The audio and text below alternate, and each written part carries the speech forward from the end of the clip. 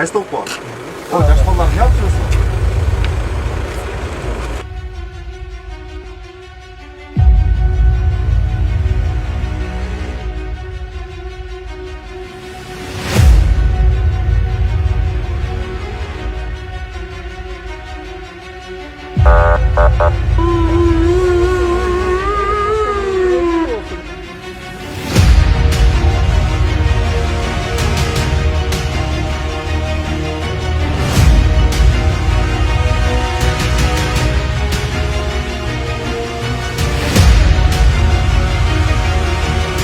Мына бала азыр мына соғып кетсе сіз жооп бере албайсыз. Биринчиден Кудай сактасын. Ооба. Кудай сактаганын сактайт.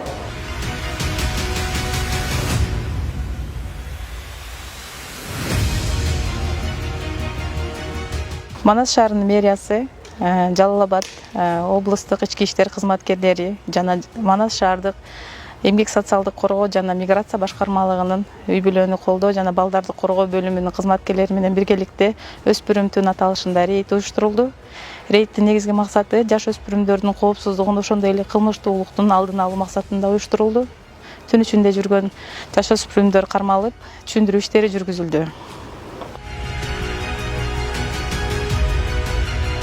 Азыркы көбүнчө жашы жетеликтер мигранттардын балдары болуп атат да биздечи.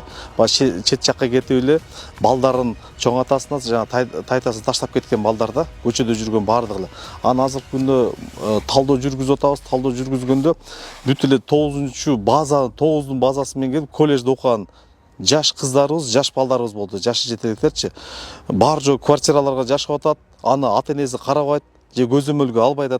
Ошо ата-энелер дагы көмөктөшүп, түнү телефон аркылуу, кол телефон аркылуу балдарын, кыздарын көзөмөлгө алып койсо, түнү саат 10дон чыкпагыла, түнү рейд жүрүп атат, мыйзамды бузбагыла десе, мыйзам чегинде болсо баарды жакшы болот.